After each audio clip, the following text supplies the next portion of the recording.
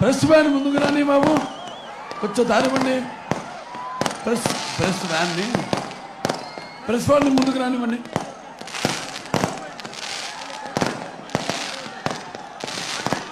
దారివ్వండి, కొంచెం press van దారివ్వండి.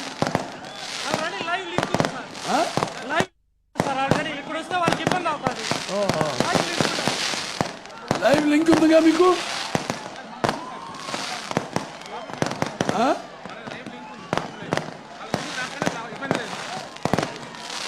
Okay బాబా రణగొణధ్వని అక్కడ పైన, ఇక్కడ కింద రణగొణధ్వని.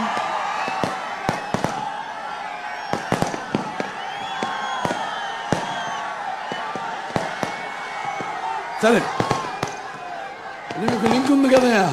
లింక్ ఉందిగా. అందరికీ నమస్కారం. ముందుగా గూడూరు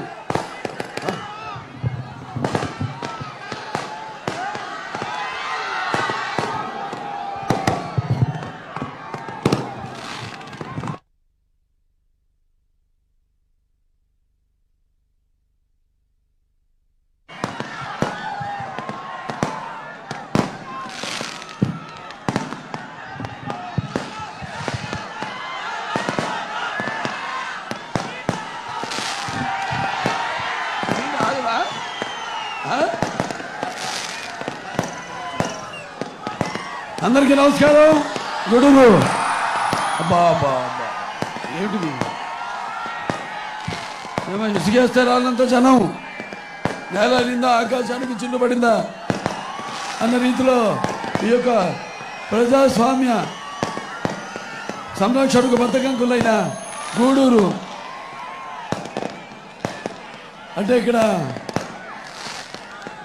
మనకి గూడూరు రూరల్, అలాగే కోట, వాకాడ, చెల్లకూరు, చిట్టమూరు అన్ని మండలాల నుంచి ఉవ్వెత్తున ఆవేశంతో, ఉరకలెత్తున ఉత్సాహంతో, అభిమానం అనే కట్టలు తెంచుకుని గట్టుల మీద పడి లేస్తూ ఒక కెరటంలా, సునామీ ముందు ఒక కెరటంలా ఇక్కడికి విచ్చేసిన, అలాగే తెలుగుదేశం పార్టీకి ఎల్లప్పుడూ హారతలిస్తూ, విజయాలకు హారతలిస్తూ, అలాగే నీరాజనాలు అనిపిస్తున్న తెలుగింటి ఆడపడుచులకు, అలాగే యువతరానికి ప్రతినిధులు, నవతరానికి నాయకులు, భావితరానికి భారతదేశపు మహాశక్తి అయిన మనకున్న గొప్ప శక్తి, అణుబాంబు కంటే ఎక్కువ గొప్ప శక్తి యువకులందరికీ, అలాగే నా అభిమానులందరికీ, ఇక్కడికి విచ్చేసిన ఈ యొక్క కార్యక్రమం ఇంత సజావుగా ఏర్పాటు చేసిన కూటమి తెలుగుదేశం పార్టీ కార్యకర్తలకు, నాయకులకు, అలాగే జనసేన నాయకులకు, కార్యకర్తలకు,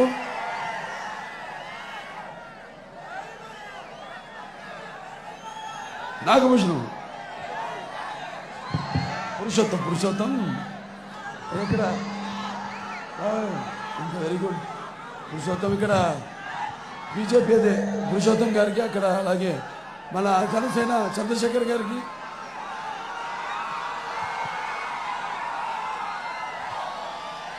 పైన ఏమో ఇంతసేపు ఏంట్రా ఏదో ఉరుములు ఉరుస్తున్నాయి అన్న రీతిలో అటు పైన బాణ సంచారం, కిందేమో ప్రజల యొక్క రణగొణత్వాన్ని, ముందు జరగబోతున్న రణానికి సంకేతం, ఒక నాంది పూరిస్తున్న ప్రజలందరికీ నా హృదయపూర్వక నమస్కారాలు తెలియజేసుకుంటాను. ఈ భూమి మీద అందరూ పుడతారు, గిడతారు, కానీ అందరూ మహానుభావులు కాలేరు. ఒక మనిషి మహోన్నత విజయపథంలోకి నడవాలంటే, అత్యున్నత శిఖరాలకు ఎదగాలంటే సత్సంకల్పం కావాలి, అకుంఠిత దీక్ష కొనాలి, నీ దారిలో నువ్వు నడవాలి. That is NTR. అటువంటి ఆయన ఎటువంటి వ్యతిరేక పరిస్థితులకు చెదరక బెదరక తలవంచక ముందుకు సాగిన ధీరోదాతుడు, తెలుగు ఆత్మాభిమాని ఆత్మగౌరవాన్ని కాపాడిన తెలుగు ధీరుడు వీరుడు, తెలుగును వెలుగును ప్రపంచ నలుగురులా ప్రసరింపచేసిన తెలుగు వెలుగు మన నందమూరి తారక రామారావు గారు. ఇవాళ నాకు ఇంత ధన్యమని జన్మనిచ్చి నన్ను మీ అందరి గుండెల్లో ఆయనకి ప్రతిరూపంగా నిలిపినందుకు,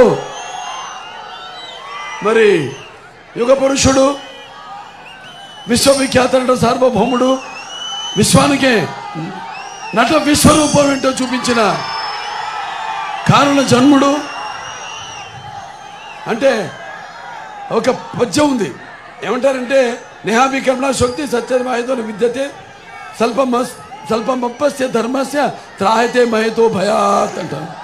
అంటే ఇట్లాంటి వాళ్ళు మామూలుగా పుట్టరు. ఎక్కడో ఒక ఆకాశంలో అటు పాలపుంతలో ఒక తోక చుక్కో ఏదో అటు వెడుతున్నప్పుడు భగవంతుడి అనుసంధానం, ప్రజలకి అనుసంధానంగా పుడతారు కొంతమంది మహానుభావులు. ఆ కోవకు చెందిన వారు నందమూరి తారక రామారావు గారు. మరి మన చరిత్రతో ఉంది. అదే సత్యకోసం సత్యరామ గురాడు హరిశ్చంద్రుడు, అలాగే తండ్రి మాటకే కారువులకి ఎగాడు శ్రీరామచంద్రుడు, అన్న సేవకి అంకితమయ్యాడు లక్ష్మణుడు, అలాగే పత్య దైవముగా ధరించిపోయింది సీతాదేవి, చాపగుడితో సముద్రం నిలిపాను నాటి బ్రహ్మన్న, మేడి పండులా మెరిసే సంఘం గుట్టు విప్పెను వేమన్న, వితంతువుల విధి వ్రాతలు మార్చి బ్రతుకులు పండించే కందుకూరి, తెలుగు భారతిని తెలుగు భాషలో తీర్చిదిద్దను గురజాడ, స్వతంత్ర భారత రథసారథి సమరానందుకే నేతాజీ, సత్యాగ్రహమే సాధనముగా స్వరాజ్యమే తెచ్చే బాపూజీ, గుండెకెదురుగా గుండె నిలిపెను నా టంగుటూరి, అలాగే తెలుగు వారికి ఒక రాష్ట్రం కోరి ఆవుధ్యాయను అమరజీవి, ఒక అంబేద్కర్ గారు, ఒక ఎన్టీఆర్ గారు, వీళ్ళు అంత ఒక కోవకు చెందిన వాళ్ళు. నిందాక నేహాభి కరుణా శక్తి ప్రత్యవాయన విద్యతే స్వల్పమప్పస్య ధర్మస్య త్రాయతే మహతో భయాత్. వీడికి చావు పుట్టుక చావులతో సంబంధం లేదు. అటువంటి పుణ్యభూమిలో మనం పుట్టాం. ఇవాళ ఎంతోమంది ముందు ఇవన్నీ మన పుస్తకాల వరకు పరిమితమైనవి, మన కళతో మనం చూడలేదు. అలాగే ఒక గౌతమి పుత్ర శాతకర్ణి, ఇవాళ మనం ఒక ఉగాది జరుపుకుంటున్నాం. లేకపోతే మనం కాదు, దేశం అంతా కూడా ఉగాది జరుపుకుంటుందంటే అక్కడ నార్త్లో గుడిపాడువా అంటారు. గుడిపాడువా అంటే ఆయన సింహాసనాన్ని, సినిమా చూసుంటారు చాలామంది, సింహాసనాన్ని అధిష్ఠించిన రోజు మనం ఉగాది పండుగగా జరుపుకుంటాం. అంటే మన హిందువుల కాల మాన పట్టిక మొదలైంది ఆయన సింహాసనాన్ని అధిష్ఠించిన రోజు నుంచి. మరి అటువంటి పుణ్యభూమిలో మనమంతా ఇక్కడ పుట్టాము. విభజించు పాలించు అన్న ఆ బ్రిటిష్ వాళ్ళ సంప్రదాయాన్ని కొంతమంది ఇంతకీ వాళ్ళు కూడా పాటిస్తున్నారు. దానికి పెద్ద ఉదాహరణమే ఇప్పుడున్న ప్రభుత్వం. ఇంతేలే పేదల గుండెలు అసురులు నింపిన కొండలు, శ్మశాన శశి కాంతిలో చలిబారిన వెలి రా బండలు, ఇంతేలే పేదల కళ్ళు వినమ్రములు పితల వర్ణంబులు, తుఫానుకు దడిసిన గోమాత కళ్ళ చెంబలు, ఇంతేలే పేదల బ్రతుకులు తిరిపెమ్మనుకు పిరికెడు మెతుకులు, తెలివారని వ్యధ దీర్ఘ వ్యధలో తలపగిలిన తలుపుల గతుకులు. అది ఈరోజు మన రాష్ట్ర పరిస్థితి. అంత గతుకులమయం, రోడ్లు గతుకులు, జీవితాలు గతుకులు, బ్రతుకులు గతుకులు. అది ఇవాళ మనం మరి అన్ని నెమరేసుకోవాలి. ఎన్టీఆర్ నాకు రెండు పదాలు అంటే ఒకటి తెలుగు అంటే నా రక్తం ఉప్పొంగుతుంది, అలాగే నాకు ఎన్టీఆర్ అని పేరుంటే నా రోమాలు నిక్కపడుచుకుంటాయి. తెలుగుదేలన్న దేశపు తెలుగు ఏను తెలుగు వల్లబుండ తెలుగు కండ ఎల్ల రూపులు కొలుగు ఎరుగు భాషాడి దేశ భాషలందు తెలుగు లెస్స అని వేరే పక్క రాష్ట్రాలు వారిచే కీర్తించబడ్డ మన తెలుగు భాషని మన పుస్తకాలకి పరిమితమైన కావ్య రూపానికి పద్యాలకే పరిమితమైన తెలుగు భాషని ఒక రాజకీయాల్లో కూడా ఒక ధీటైన పదునైన బాణాలు మీ గుండెల్లో దూసుకుపోయే భాషగా తీర్చిదిద్దిన మహానుభావుడు నందమూరి తారక రామారావు గారు. ఆయన మామూలు మాటల మనిషే కాదు, చేతల మనిషిని నిరూపించుకున్నాడు. చరిత్ర తెలియాలి కుర్రాళ్ళకి, ఎందుకంటే ఇప్పుడంతా ఏదో వ్యామోహంలో పడిపోయి, అంటే మీ తప్పు కాదు, ఇప్పుడున్న పరిస్థితులు అటువంటివి.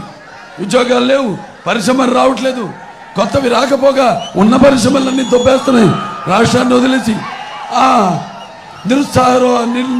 నిర్లిప్తలలో వాళ్ళంతా ఈ ప్రభుత్వం తీసుకొస్తున్న ఏదైతే గంజాయి ఉందో లేకపోతే ఈ డ్రగ్స్ ఉన్నాయో వాటికి బానస్ ఉన్నాయి.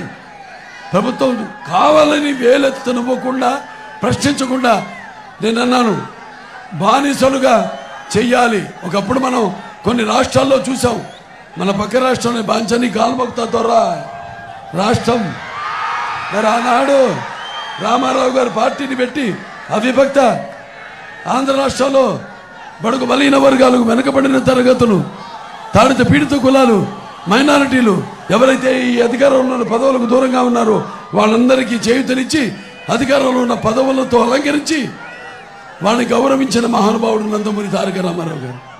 ఇలాంటివి ప్రపంచంలోని ఎప్పుడు ఎవరు విని కని ఎరుగని పథకాల్ని ప్రవేశపెట్టింది నందమూరి తారక రామారావు గారు. కనీస అవసరాలను గుట్ట మహిళలకు మా తండ్రి ఆస్తులను సామానుకి ఇప్పించారు, కిలో బియ్యం 2 రూపాయలకి ఇప్పించారు. అలాగే రైతులకు ఈ యొక్క కరెంటు యూనిట్ హార్స్ పవర్ 50 రూపాయలకి ఇచ్చారు. భూమి శిస్తు రద్దు చేశారు, వృద్ధాప్య పింఛన్ ఇచ్చారు. అలాగే ఈ యొక్క మండలాలు ఏర్పాటు చేశారు, ప్రజల వద్దకు పాలనను తీసుకెళ్లారు. అలాగే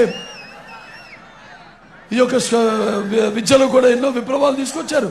క్యాపిటేషన్ ఫీజు రద్దు చేసి అంతవరకు ధనవంతులకి పరిమితమైన అత్యున్నతమైన విద్యను పేద ప్రజల ముంగిటికి తీసుకొచ్చారు.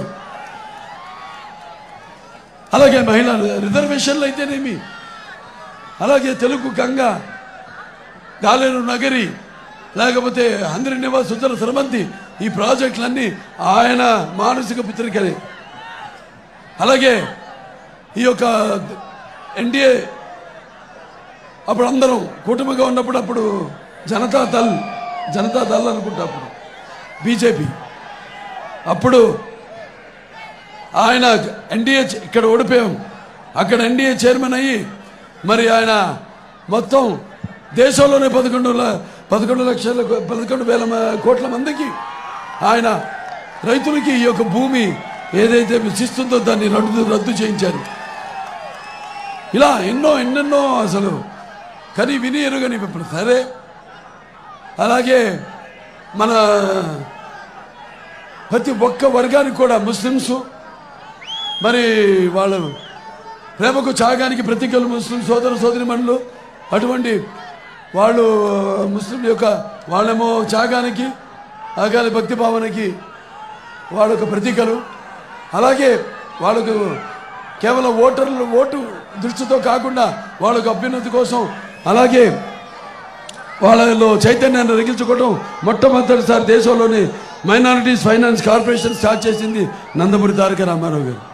ఇలా చెప్పుకుంటూ పోతే ఎన్నెన్నెన్నో చేసుకుంటూ వెళ్ళాం. ఆ తర్వాత అవిభక్త ఆంధ్ర రాష్ట్రం విభజన అయిన తర్వాత మరి మన చంద్రబాబు నాయుడు గారు ముఖ్యమంత్రి అవ్వడం జరిగింది. తెలుగుదేశం లేకపోతే మన రాష్ట్రం ఎప్పుడెప్పుడు క్లిష్ట పరిస్థితుల్లో ఉందో మీరంతా ఆదుకుంటూ ఉన్నారు. నాన్నగారు అనేవారు ప్రజల దేవులు సమాజమే దేవాలయం, అందులో నేను ఒక అర్చకుడని. ఎందుకన్నా భవిష్యత్తును దృష్టిలో పెట్టుకుని, ఎందుకంటే ఆయన చేసిన పాత్రలు మామూలు పాత్రలు కాదు. ఆ పాత్రలు ఎంత జీవించేవారో అలాగే ఆయన ఒక రిక్షా కార్మికుడు, ఒక రిక్షా పుల్లర్గా అయితేనేమి, కార్మికుడిగా అయితేనేమి, అందుకే ఆయన అనేవారు తెలుగుదేశం పుట్టింది శ్రామికుడు చెమటల్లోంచి, కార్మికుడు కరిగిన కండరాల్లో నుంచి, రైతు కూలీల రక్తంలో నుంచి, అలాగే పేదవాళ్ళ కన్నీటిలోంచి, కష్టజీవుల కంటి మంటల్లో నుంచి, అన్నార్థుల ఆక్రందనలో నుంచి పుట్టింది తెలుగుదేశం అని ఆయన ప్రాంతంలో జీవించి నలిగిపోయి మరి మకుటంలోని మహారాజుగా ఉన్నప్పుడే నాడు తెలుగుదేశాన్ని పార్టీని పెట్టడం జరిగింది. తెలుగు చలనచిత్ర పరిశ్రమ నుంచి నిష్క్రమించి ఇంకో అవతారాన్ని ఎత్తాడు ఆయన. అదే రాజకీయ ప్రస్థానం తెలుగుదేశం. ఆ తర్వాత చంద్రబాబు నాయుడు గారు ఎన్నో మీరు ప్రతిసారి తెలుగుదేశానికి అండగా ఉన్నారు. 83లో తెలుగుదేశాన్ని 9 నెలల్లో చరిత్ర సృష్టించారు. చరిత్ర సృష్టించాలన్న మేమే, దానికి తిరగరాయాలన్నా మేమే. ఇవాళ ఆ పరిస్థితి వచ్చింది ఇప్పుడు. అలాగే మళ్ళీ 84లో ఆయన పదవీచ్యుతుడైనప్పుడు ప్రజాస్వామ్యం కూని చేయబడుతున్నప్పుడు మీరంతా ఉద్యమించి ఇలాగే ఉరకలెత్తుతున్న ఉత్సాహంతో ఎంతోమంది ప్రాణాలకు సైతం లెక్క చేయకుండా తిరిగి మన ప్రజాస్వామ్యాన్ని కాపాడుకున్న దాఖలాలు ఉన్నాయి. అప్పుడు తిరిగి రామారావు గారిని ముఖ్యమంత్రిని చేయడం జరిగింది. ఆ తర్వాత మన రాష్ట్రం 9లో ఏర్పడ్డప్పుడు మీరంతా కూడా ఇదే ఉరకలెత్తుతున్న ఉత్సాహంతో ఆనాడు తెలుగుదేశానికి పట్టం కట్టారు. ఆనాడు మన 17,000 కోట్ల రూపాయలతో, లోటు బడ్జెట్తో, కట్టుబట్టలతో ఒక రాజధాని లేని రాష్ట్రంగా మనల్ని విభజించడం జరిగింది. అప్పుడు ఆయన అమరావతి రాజధాని నిర్మాణానికి పూనుకున్నారు. అలాగే ఈ 17,000 కోట్ల రూపాయలు ఏదైతే లోటు బడ్జెట్ ఉందో దాన్ని పూడ్చి మన తలసరి ఆదాయం కూడా పక్క రాష్ట్రమైన తెలంగాణతో ధీటుగా దానికి మించి కూడా తీసుకెళ్లిన మహానుభావుడు చంద్రబాబు నాయుడు గారు. అలాగే ఆయన కూడా ఎన్నెన్నో సంస్కరణలు తీసుకొచ్చారు. దాంట్లో భాగంగా మరి ముందు విద్యకి ప్రాధాన్యం ఇచ్చారు ఆయన.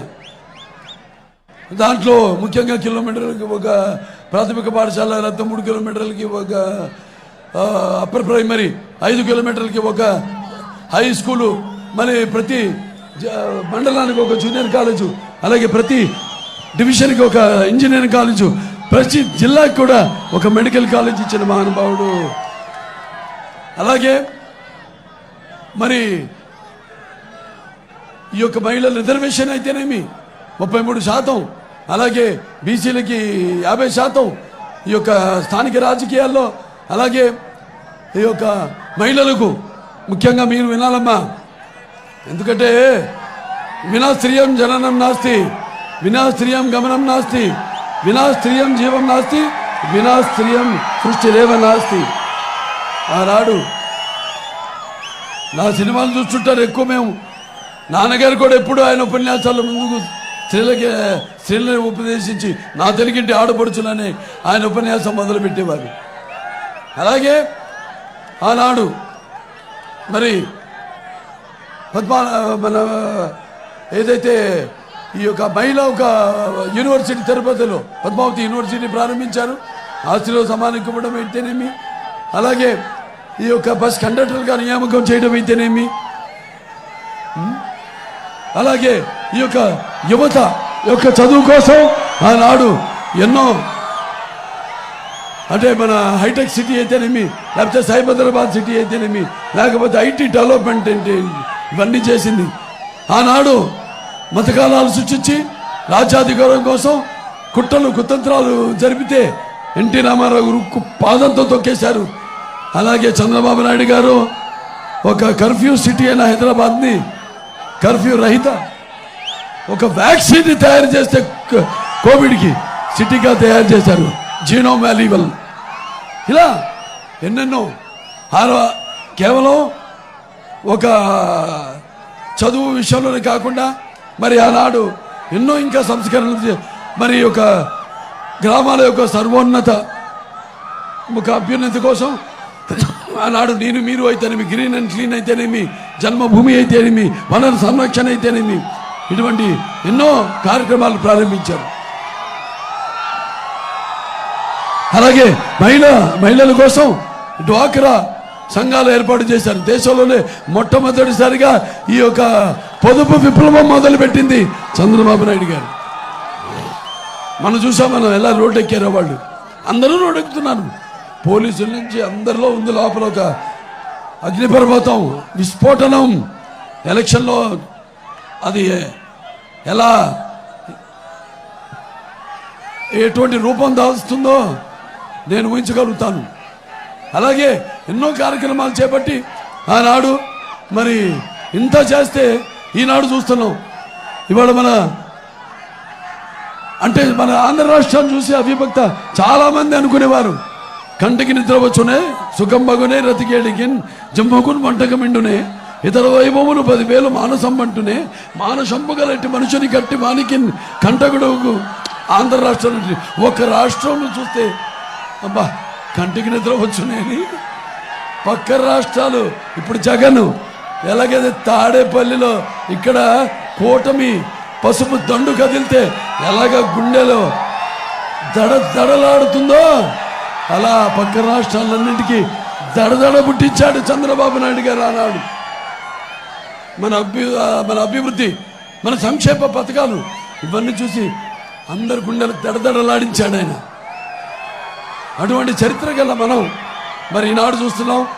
మీకు అభివృద్ధి కావాలా, అరాచకం కావాలా, లేకపోతే మీకు సంక్షేమం కావాలా, లేకపోతే మీకు విధ్వంసం కావాలా, మీకు సమర్థవంతమైన పాలన కావాలా, లేకపోతే ఈ రాక్షసుడి పరిపాలన కావాలా, లేక మీకు స్వర్ణయుగం కావాలా, లేకపోతే మీకు చీకటి రాజ్యం అంటే రాతి యుగం కావాలా అన్నది తేల్చుకోవాల్సిన ఈ రణరంగం ఇది ఇప్పుడు జరుగుతున్నది. ఇవాళ మనం చూసాం, ఏదో అని మాట తప్పనంటూ మంట పెట్టేశాడు, మడమ తిప్పనంటూ మెడలు వంచేశాడు. నా బీసీలు, నా ఎస్సీలు, నా ఎస్టీలు, నా మైనారిటీలు అంటూ రాష్ట్రమంతా కాష్టాల్లో మార్చేశాడు. జగన్ అన్ననంటూ జరగలా పీడిస్తున్నాడు, మావయ్యనంటూ మనోభావాలను తగలబెడుతున్నాడు. అవ్వాతాతల పింఛన్లు సుమారుగా 2 లక్షల మందికి రద్దు చేశాడు. అలాగే నవరత్నాలంటూ అందరి నడుములు నవనాడులను విరిచేశాడు. అలాగే ఈ రాష్ట్రానికి ముఖ్యమంత్రి నేనుంటే అంటూ అవును నువ్వుంటే ఎంత క్రూరతో దుర్మార్గం దగా మోసం ఉంటుందో నిరూపించాడు. అలాగే దళితులకు అండగా ఉంటారని చెప్పి వాళ్ళ చావులతో తన ఆకలి కేకలు ఆర్పుకుంటున్నాడు, తన ఆకలి మంటలు ఆర్పుకుంటున్నాడు. నా అక్క చెల్లెలు, నా అన్నదమ్ములు అంటూ ఆ అక్క చెల్లెలు అన్నదమ్ముల ఆస్తిలోనే వాట అడుగుతున్నాడు. నా అక్క చెల్లెళ్ళంటూ వాళ్ళు ఉసురు పోసుకుంటున్నాడు. అమరావతి రాజధాని రైతుల మెతుకులు రక్తపు ముద్దుగా మార్చుకున్నాడు.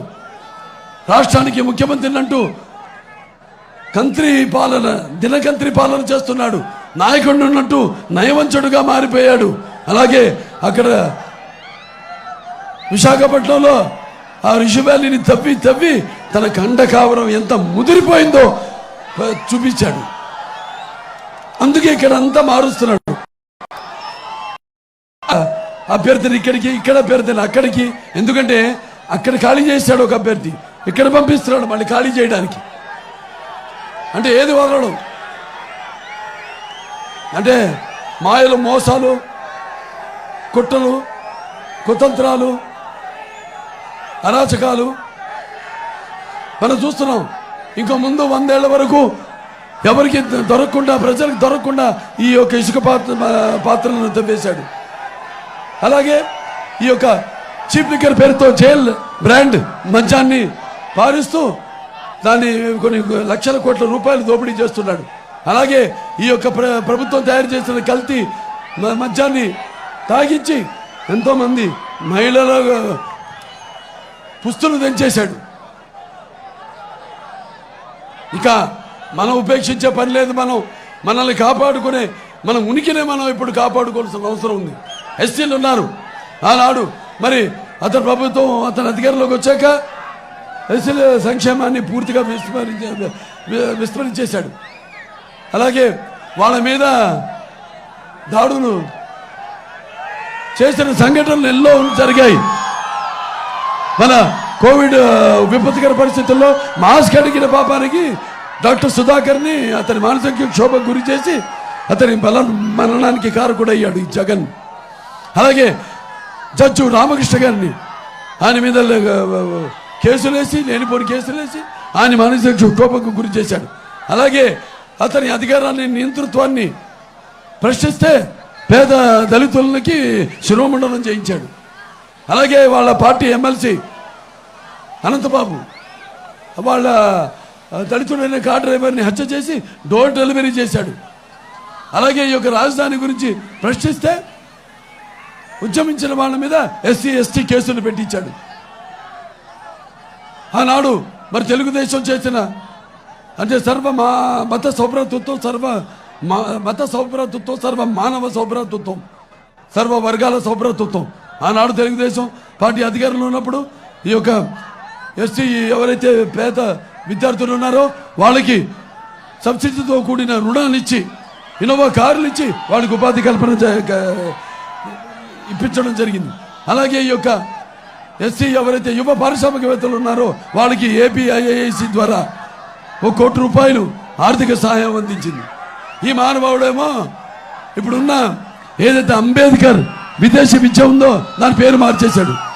జగన్ విదేశీ విద్య అంట. ఇక్కడ పెద్ద పుడింగా ఉన్న వ్యవస్థలన్నీ నిర్వీర్యం చేసేసే ఇవాళ చివరికి ఆ గతి పట్టిస్తున్నాడు. తన పేరు పెట్టుకున్నాడు. మరి రేపు తెలుగుదేశం పార్టీ అధికారంలోకి వస్తే తప్పకుండా అంబేద్కర్ విదేశీ విద్యను అదే పేరుతో కొనసాగిస్తాం. వీడేం చేయలా, కొనసాగిస్తాం కాదు, అప్పుడే అయిపోయింది. ఎప్పుడైతే 19లో ఎలక్షన్ అయిందో అప్పుడే అన్నీ ఆపేశాడు. ఏవేవైతే ఫైనాన్స్ కార్పొరేషన్లు ఉన్నాయో అది ఎస్సీ బీసీ లేకపోతే ఎస్టీ లేకపోతే మైనారిటీసు అన్నింటి ఖాళీ చేశాడు. గల్లా పెట్టిని ఖాళీ చేశాడు. అప్పుడు మనం తెలుగుదేశం 75,000 కోట్లు మొత్తం అన్ని ఫైనాన్స్ కార్పొరేషన్స్ కల్పించాం. మనం మొత్తం అన్ని ఖాళీ చేసేసాడు. అలాగే ఇప్పుడు మనం చూస్తే అలాగే రేపు తెలుగుదేశం పార్టీ అధికారంలోకి వచ్చాక మొత్తం ఈ యొక్క కార్పొరేషన్ ద్వారా ఎస్టీ కార్పొరేషన్ అందరికి రుణాలు ఇచ్చేవాళ్ళం దాన్ని కొనసాగిస్తామని చెప్తున్నాను. అలాగే ఈ యొక్క బెస్ట్ అవైలబుల్ స్టడీస్ అందజేస్తాం. అలాగే ప్రతి ఎస్సీ కుటుంబానికి కూడా ఈ యొక్క 2 ఎకరాల కొనుగోలు భూమిని ఇస్తాం. అలాగే సివిల్ సర్వీసెస్కి వెళ్ళే విద్యార్థులకి ఉచితమైన శిక్షణ ఇస్తాం. అలాగే ఈ యొక్క ఎస్సీ ఏది ఏబిసిడి వర్గీకరణ ఉందో దాన్ని ఇంతకుముందు సర్కారియా కమిషన్ కేఎల్ నారాయణ గారు అనుకుంటా అప్పుడు రాష్ట్రపతి మన శాసనసభ ఆమోదం పొంది తర్వాత కేంద్రాన్ని పంపించి అక్కడ కూడా ఆమోదం పొంది మన సుమారు 22,000 పైచలకు వారికి ఉద్యోగ కల్పన ఇవ్వడం జరిగింది, సృష్టించడం జరిగింది. అలాగే మొన్న కూడా అసెంబ్లీలో దాన్ని ఆమోదం పొందాము, కేంద్రాన్ని పంపించాము. ఇవాళ మోడీ గారు కూడా చాలా అనుకూలంగా ఉన్నారు దాన్ని చట్టబద్ధత కల్పించడానికి. మళ్ళీ తప్పకుండా దాన్ని సాధించి తీరతామని సభాముఖంగా మీ అందరికీ తెలియజేసుకుంటున్నాను. అలాగే తెలుగుదేశం అధికారం ఉన్నప్పుడు ఆనాడు దళిత మహిళ అయిన ప్రతిభారతి గారిని మన అసెంబ్లీ స్పీకర్గా నియమించడం జరిగింది. అలాగే మన పార్లమెంటు స్పీకర్గా బాలయోగి గారిని ఆయన కూడా నియమించడం జరిగింది. అలాగే బాలయోగి గారి పేరుతో హైదరాబాద్లో ఒక స్టేడియం నిర్మించడం జరిగింది, పేరు పెట్టడం జరిగింది ఆయన పేరు. ఇలా అందరు కూడా. అలాగే ముస్లిమ్స్ ఉన్నారు. ఆనాడు మొదటిసారిగా నాన్నగారు ఉన్నప్పుడు ముస్లిమ్స్ సోదరి మండలకు ఆనాడు ఒక మైనారిటీస్ ఫైనాన్స్ కార్పొరేషన్ మొట్టమొదటిసారి మన దేశంలో ప్రారంభించడం జరిగింది. అలాగే వాళ్ళు కూడా కేవలం ఓటు కోసం కాకుండా వాళ్ళ అభ్యున్నతి కోసం, వాళ్ళు ఒక చైతన్యం నగిల్చడం కోసం, వాళ్ళు ఒక ఈ సామాజిక రాజకీయ ఆర్థికంగా పైకి తీసుకోవడం కోసం ఆనాడు ఒక ఈ ఉర్దూ ఇంగ్లీష్ మీడియం గురుకుల పాఠశాలలు అయితేనేమి, అయితే జూనియర్ కాలేజీలు అయితేనేమి, ఐఐటీలు అయితేనేమి, పాలిటెక్నిక్లు అయితేనేమి ఇవన్నీ ప్రారంభించడం జరిగింది. అలాగే ఉర్దూని ఆనాడు నాన్నగారు మన తెలుగు రాష్ట్రం విభక్త ఆంధ్ర రాష్ట్రం రెండో అధికార భాషగా ఆనాడు ప్రకటించారు, ప్రవేశపెట్టారు, అమలు చేశారు. అలాగే చంద్రబాబు నాయుడు గారు ఈ దుల్హన్ ప్రోగ్రాం అయితేనేమి, లేకపోతే ఈ యొక్క ఏదైతే రంజాన్ కానుక అయితేనేమి, రేపు ఇంకా చేయనున్నాయి చాలా అభివృద్ధి కార్యక్రమాలు మన మేనిఫెస్టోలో పేర్కొనడం జరిగింది, పొందపరచడం జరిగింది. దాంట్లో భాగంగా ముఖ్యంగా మహిళలు ఉన్నారు. ఇక్కడ రేపు వాడికి 3 సిలిండర్లు ఉచితంగా సంవత్సరానికి, అలాగే మహిళలకి బస్సుల్లో ఉచితంగా ప్రయాణం చేయడానికి, అలాగే వాళ్ళకి ప్రతి బిడ్డకు కూడా పుట్టిన ప్రతి బిడ్డకి అతను అన్నాడు పుట్టిన ఎంతమంది బిడ్డలుంటే ఇస్తానని, చివరికి ఒక బిడ్డకి ఇచ్చాడు 15,000 రూపాయలు. ముష్టి ఎంగిలి మెతుకులు పడేసినట్టు. ఇవాళేమో మన అప్పుల భారం 12 లక్షల కోట్ల రూపాయలు. అతను ఇచ్చింది ఈ పథకాల పేరుతో 2.5 లక్షల కోట్ల రూపాయలు. మరి మిగతా 10 లక్షల కోట్ల రూపాయలు ఏమైనట్టు? అలాగే మహిళలకి చదువుకునే బిడ్డకి ప్రతి బిడ్డకు కూడా ఎంతమంది ఉంటే వాళ్ళకి 15,000 రూపాయలు. అలాగే ప్రతి మహిళకు కూడా నెలకి 1,500 రూపాయలు. అలాగే ఏదైతే అతను పింఛన్ తీసేశాడో దాన్ని 3,000 నుంచి వృద్ధాప్య పింఛన్ 2 లక్షల మంది అవ్వ తాతల పింఛన్ తీసేశాడు. వాళ్ళు అది 4,000కు పెంచిస్తామని మనం పొందుపరచడం జరిగింది మన మేనిఫెస్టోలో. అలాగే ఇక్కడ విద్యార్థులు ఉన్నారు, వాళ్ళందరూ కూడా మెగా డిఎస్సి తీసుకొస్తాము. ఆనాడు స్కిల్ డెవలప్మెంట్ పెట్టి ఎంతో మందికి ఉద్యోగాలు ఇవ్వడం జరిగింది. ఈ స్కిల్ డెవలప్మెంట్ మేళా పెట్టి ఎంతో మందికి వాళ్ళ చదువు, వాళ్ళ స్తోమత, వాళ్ళ అర్హతను బట్టి కార్పెంటర్ నుంచి, మేషన్ నుంచి, ప్లంబర్ నుంచి ఒక ఐటీ ఇంజనీర్ వరకు కూడా ఉద్యోగాలు ఉద్యోగ కల్పనలు ఇవ్వడం జరిగింది.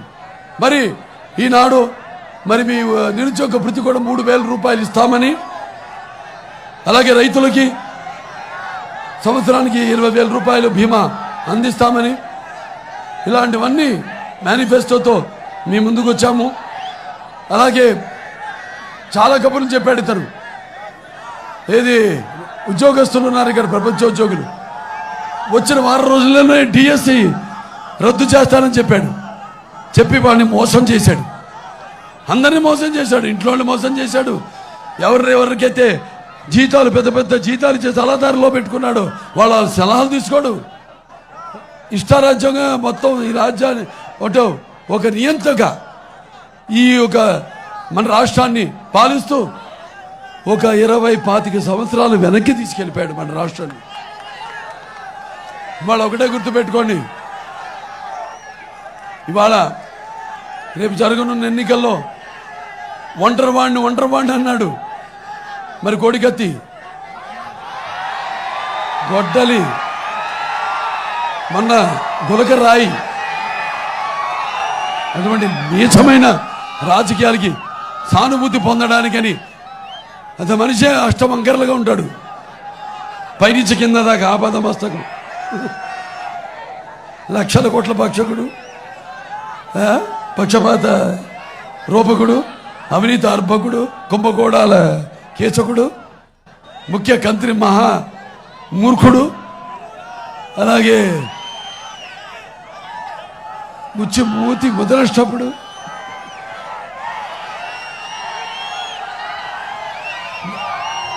అలాగే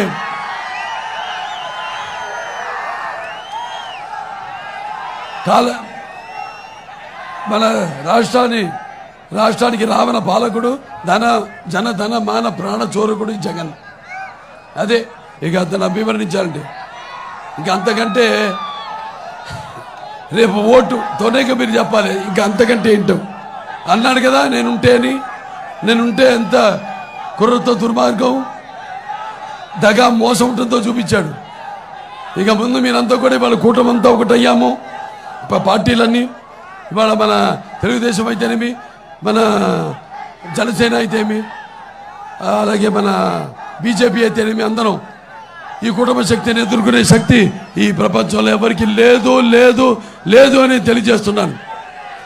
ఈ యొక్క కూటమి ఒక నిప్పుల ఉప్పెన, ఈ కూటమి ఒక అగ్నిపర్వత విస్ఫోటన, ఈ కూటమి ఒక పాశుపతాస్త్రం, దీన్ని ఎదుర్కొనే శక్తి ఎవరికి లేదు. నేను ఒకటే కోరుకునేది మిమ్మల్ని అందరినీ, మీరంతా అంటే మనకి ఓటు చాలా ముఖ్యం. అంటే మన తల రాతల్ని మార్చేది ఓటు. ప్రజాస్వామ్యంలో ఈనాడు మనిషికున్న ఆయుధం ఓటు. ఆ ఓటును సద్వినియోగపరుచుకుని మీ ఉద్దేశాలను ప్రతిబింబించేసే, ప్రజాస్వామ్యాన్ని పరిరక్షించే సరైన ప్రతినిధుల్ని ఎన్నుకోవాల్సిన, అలాగే ప్రజాస్వామ్యాన్ని కాపాడుకోవాల్సిన, సమాజ స్థాపన కోసం, సమాజంలో ఉన్న వ్యత్యాసాలను నిర్మూలించడం కోసం, సామాజిక న్యాయం అందరికీ అందించడం కోసం వినియోగించవలసిన పవిత్రమైన సాధనం ఓటు. దాన్ని ఏదో వెలగట్టి కుదువు పెట్టి మీ స్వార్థాలకో మీ యొక్క స్వప్రయోజనాలకో వినియోగించారంటే మీ ఓటుని మీరు దుర్వినియోగపరుచుకున్నట్టు అవుతుంది. అలాగే ప్రజాస్వామ్యాన్ని, మీ స్వాతంత్రాన్ని మీరే హత్య చేసినట్టు అవుతుంది. కాబట్టి ఇవన్నీ దృష్టిలో పెట్టుకుని చంద్రబాబు నాయుడు గారు విజన్, మరి ఆనాడు 2020 విజన్తో వచ్చాం, సాధించాం చాలా వరకు. మరి ఇప్పుడు 2047 విజన్తో మీ ముందుకు వచ్చాం. ఆయన విజను ప్రపంచ దేశాలకే ఒక ఆదర్శం. చంద్రబాబు నాయుడు గారి విజన్ మళ్ళీ మన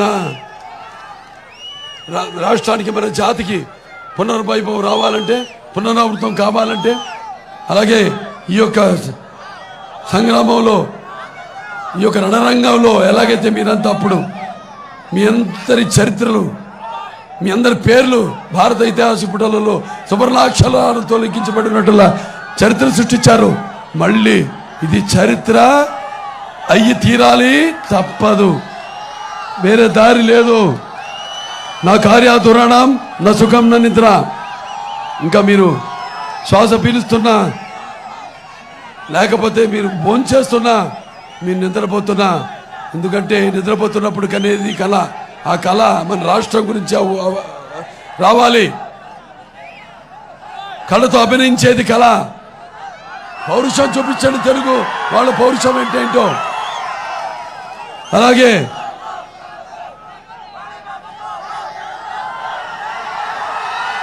నిద్రపోతున్నప్పుడు కనేది కళ, నిద్రపోతున్న మన సమాజాన్ని మేల్కొల్పేది కళ. కాబట్టి మీరందరూ ఇదే ఉత్సాహంతో మనం సమాధానం చెప్పాలి. ఇక నీ పని అయిపోయింది జగన్, ఇక నీ పగలు నడుము విరిచే రోజు వచ్చింది, నీ అహం నరాలు తెగే సమయం వచ్చింది, నీ అణుమణువులో ఉన్న అరాచకం అంతమైపోయే ఈ యొక్క ఎన్నికల యుద్ధం మొదలైంది. నేను నేను అని విర్రవీగిన నీ అధికారం, నీ ఒక ఈ అధికార మదమే నీ నడుము విరిచి, నీ అహం కొమ్ములు వంచి, నీ బ్రతుకు ఏ పాటితో చెప్పే ఈ యొక్క ఎన్నికల సునామీ మొదలైంది. కాబట్టి అందరూ కూడా, మీరందరూ మరి ఇన్నాళ్ళు తన పరిపాలనలో తన ఇష్టం వచ్చినట్టు ప్రజలను గడ్డి గరిపించి, మట్టి గరిపించి, మరి తను చేసిన ఈ యొక్క దుర్మార్గపు పాలనను అంతమందించడానికి మనందరం ఏకమై నిష్ఠాను దీక్షగా తిప్పికొట్టి, మరి మన ఉనికిని ఎలా చాటుకుంటారో మనం జగన్కి చూపించాలని మీ అందరు తెలియజేసుకుంటున్నాను. అతని నర నరంలో, అణు అణువులో, ప్రతి రక్తపు పట్టులో ఓటమి అంగీకరి, అలాగే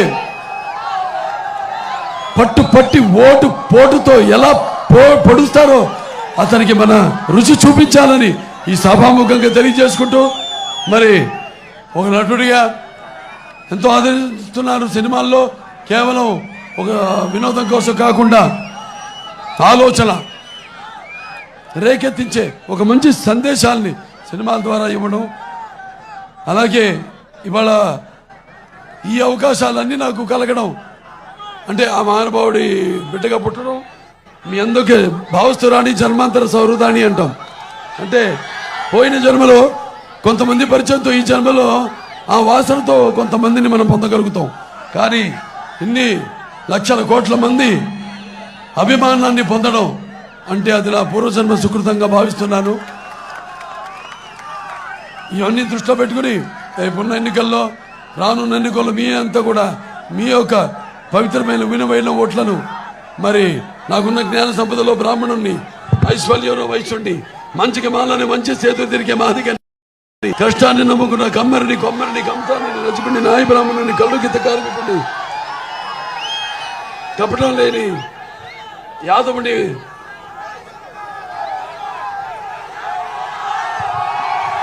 అమ్మను మనిపించే కమ్మని పౌరుషంలో రెడ్డిని భుజబలంలో కాపుని అందరి తరఫున నేను పిలుస్తున్నాను. అందరికీ మీరంతా మీ యొక్క పవిత్రమైన విలువైన ఓట్లను సైకిల్ గుర్తుకి వేసి మన తెలుగుదేశం పార్టీ గూడూరు అభ్యర్థి అయిన సునీల్ గారిని, అలాగే మన ఉమ్మడి బీజేపీ పార్టీ లోకసభ అభ్యర్థి అయిన వరప్రసాద్ గారిని అత్యధికమైన అంటే మన కమలం గుర్తుకి మీ ఓటేసి లోకసభకి రాజ్యసభకి అటు సైకిల్ గుర్తుకేసి ప్రజాస్వామ్యాన్ని గెలిపించాలి. ఇవాళ అతను అడిగాడు చాలా మందిని, అప్పుడు ఎన్నికలప్పుడు అందరిని అడిగాడు మా ఎంపీలు కూడా గెలిపించమని. ఎంపీగాడు ఎంపీ గెలిపిస్తే మనకేమో రైల్వే జోన్ తీసుకురావడంలో విఫలమయ్యాడు, మన ప్రత్యేక హోదాను తీసుకురాలేకపోయాడు, ప్రభుత్వం నుంచి కేంద్రం నుంచి నిధులు రాబట్టుకోలేకపోయాడు. ఇవాళ ముస్లింస్ ఉన్నారు, ఇవాళ కేంద్ర ప్రభుత్వమే మొత్తం రాష్ట్రానికి 600 కోట్లు ప్రకటించింది. మతాలు కావు, అభివృద్ధిని రామారావు గానే గుర్తుపెట్టుకోవాలి. ఈనాడు కేంద్ర ప్రభుత్వం బీజేపీ కూడా 600 కోట్లు శాంక్షన్ చేస్తే దాంట్లో 60% కేంద్రం ఇస్తే మన రాష్ట్ర ప్రభుత్వం 40% పెట్టుకోవాలి. ఆ 40% పెట్టలా, వాడు ఇచ్చిన 60% కూడా మింగేశాడు వీడు. ఇప్పుడు అడుగుతుంది కేంద్రం ఏమైందా డబ్బు తిరిగి ఎందుకు ఇవ్వలేదని. ఏం సమాధానం చెప్తాడు? మొత్తం మింగేశాక ఇంకేం చెప్తాడు? ఇది ఇవాళ మన దుర్భర పరిస్థితి మన రాష్ట్రంలో. సో ఇవన్నీ కూడా దృష్టిలో పెట్టుకుని రేపు మంచి చైతన్యం కలిగిన జాతి ఒకప్పుడు మంది, ఎందుకో ఒక్క ఛాన్సు చెప్పాను, ఇవాళ చాలా వెనకబడిపోయాం. అందరూ కూడా మీ యొక్క పవిత్రమైన విలువైన ఓట్లను మన సైకిల్ గుర్తుకి అటు కమలానికి వేసి మన తెలుగుదేశం పార్టీ శాసనసభ అభ్యర్థి సునీల్ గారిని, ఇటు మన తెలుగుదేశం పార్టీ మన బీజేపీ పార్టీ అభ్యర్థి అయిన వరప్రసాద్ గారిని కమలం గుర్తుకి ఓటేసి ప్రజాస్వామ్యాన్ని గెలిపించవలసిందిగా మీ ఉనికిని మన రాష్ట్ర భవితని భావితరాల వాళ్ళ భవిష్యత్తుని బ్రతికించవలసిందిగా కోరుకుంటూ నేను సెలవు తీసుకుంటున్నాను. జై తెలుగుదేశం, జై తెలుగుదేశం, జై తెలుగుదేశం, జై జనసేన, జై జనసేన, జై జనసేన, జై బీజేపీ, జై బీజేపీ, జై బీజేపీ, జై కూటమి, జై కూటమి, జై కూటమి, జై ఎన్डीए, जय एनडीए, जय एनडीए। सारे जहां से हिंदू सिता हमारा, हम बुलबुले हैं इसके, ये गुल सिता हमारा।